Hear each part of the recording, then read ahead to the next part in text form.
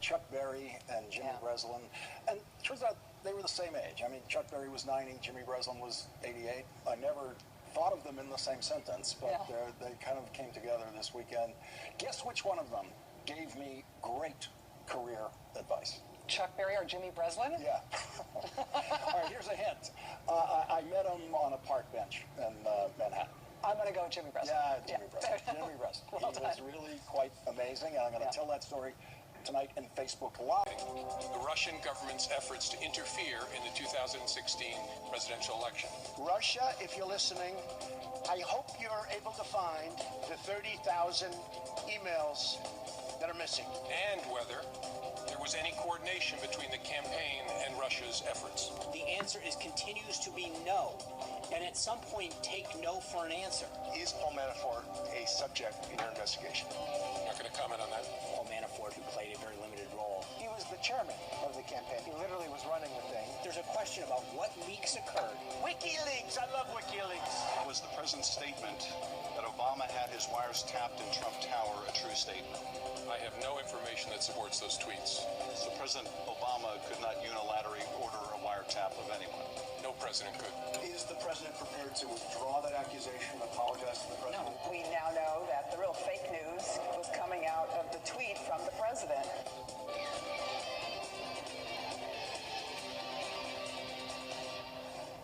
Today, the resistance to Donald Trump's lies moved to a hearing room in the House of Representatives where the Intelligence Committee managed to conduct two separate hearings at the same time. The Democrats conducted the first congressional hearing in history about a tweet. A tweet written by the President of the United States at 6:35 a.m. And that is the time of day that has produced some of Donald Trump's most insane tweets, some of his most offensive tweets. Judging by Twitter alone, that may be the hour of the day when, after what he himself describes as mostly sleepless nights, the tempest within him rages to its most uncontrollable point. And it is the last hour of the day before he will be surrounded by people whose job it is to protect him from himself. That is every White House staff's job, to protect the president from his own worst impulses and worst ideas. The fewer bad impulses and bad ideas the president has, the more the White House staff can concentrate on governing. President Trump has kept the White House staff in damage control mode for every one of the 60 days of his presidency. Here's another look at that 6:35 a.m. tweet that was the subject of the hearing today. We're going to look at it again because every time I see this tweet, it feels like the madness is leaping out at you with every word, with each quotation mark. Terrible. Just found out that Obama had my wires tapped in Trump Tower just before the victory.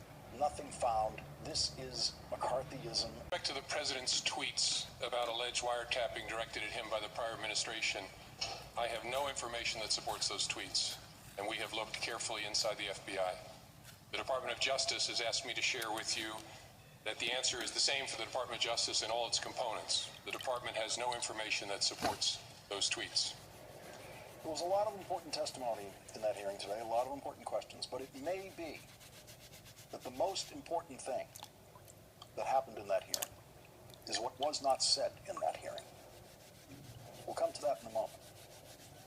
At the same time, the Democrats were conducting a hearing that was about the president's tweet. The Republicans were conducting a hearing about Michael Flynn, the advisor who Donald Trump used throughout his campaign, the man who President Trump made national security advisor for 3 weeks before he had to fire him.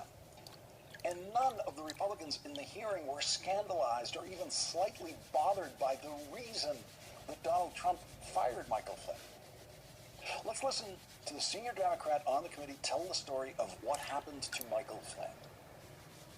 In December, Michael Flynn has a secret conversation with Ambassador Kislyak about sanctions imposed by President Obama on Russia over its hacking designed to help the Trump campaign. Michael Flynn lies about this secret conversation. The vice president unknowingly then assures the country that no such conversation ever happened. The president is informed that Flynn has lied and Pence has misled the country. The president does nothing. 2 weeks later, the press reveals that Flynn has lied, and the president is forced to fire Mr. Flynn. The president then praises the man who lied, Mr. Flynn, and castigates the press for exposing the lie. The most important line in there, the president does nothing. The Republicans on the committee were not investigating why the president did nothing for 2 weeks after discovering Michael Flynn's lie. The Republicans on the committee were not investigating why the president only fired Michael Flynn after the lie became public in press reports. The Republicans on the committee were outraged by the press reports themselves that revealed Michael Flynn to be a liar. The outrage was that those press reports were based on leaks. Talking about the significance of leaks and how important it is we stop them. And to me, and I've been here a while, I've never seen such a sustained period of leaks. He didn't pay much attention to the Benghazi committee, which was leaking constantly. The Republicans spent the entire time condemning the leaks and throwing out names of Obama administration officials just as wild guesses for who might be responsible for those leaks about Michael Flynn's lie. And the Republicans did not spend 1 minute on Michael Flynn's lie and why the president covered up that lie for 2 weeks until the press exposed the lie. Now, as unbalanced as the hearing appeared to be, here are the most important things to keep an eye on when you really take a look at that hearing in terms of Donald Trump's relationship with the Congress and how far Republicans in Congress are willing to go in defending the president or not defending the president. First of all, the Republicans allowed this hearing to take place. Paul Ryan could have stopped it, and he didn't. The Republican chairman of the committee, Devin Nunes, agreed to have the hearing. He did not have to do that. He knew that the Democrats were going to use the hearing exactly the way they did. He knew they were going to use the FBI director and the director of the NSA to prove that Donald Trump lied about President Obama. And he let that happen. The Republican chairman of the committee never once defended Donald Trump's tweet. He made no attempt to do that. He did what a lawyer representing a guilty client does. He changed the subject. And the rest of the Republicans changed the subject with him to the outrage of the leaks about Michael Flynn. Consider where those Republican members of the House were sitting today, in the 60th day of the Trump presidency. Many of them in districts that Donald Trump won overwhelmingly. None of those Republicans are brave members of Congress. They're not going to take any chances alienating all those Trump voters in their districts, and so they didn't say anything about the tweet because they couldn't. They couldn't find a line of defense for Donald Trump on the tweet. They treated him as if he was guilty of lying in the tweet, and there was nothing they could do about it. But they were going to let their constituents hear them attacking the Democrats in some way. They were going to let their constituents hear them complaining about something. They wanted to do what Donald Trump always does when backed into a corner, complain of unfairness. And so the Republicans in that committee... Not an outward eye.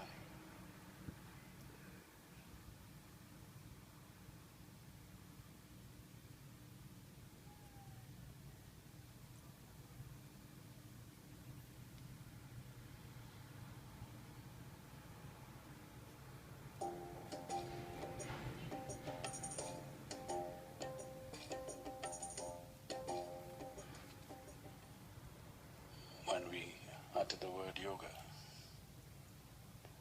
there are too many misconceptions as to what it is. I think I'll take a few minutes as to where is the origin of yoga, where does it come from? A little over 15,000 years ago, a yogi appeared in the upper regions of Himalayas. Nobody knew where he came from. His antecedents were completely unknown, nor did he care to introduce himself. People gathered in thousands, but been screaming for a long time that God is everywhere. Whether you say everything is one energy, or you say God is everywhere, or you're talking about the same reality or a different reality. different ways of expression. We are saying the same thing. Now, it is just that a scientist does not experience this. He has mathematically deduced it. A religious person does not experience this. He believes it because it's said by somebody that he values. A yogi is a hard nut. He wants to know it by his own experience.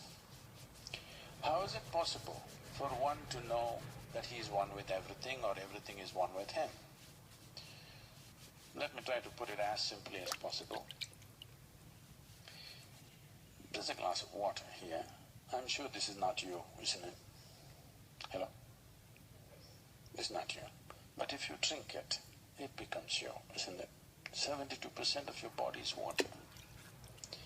What is not you becomes you how?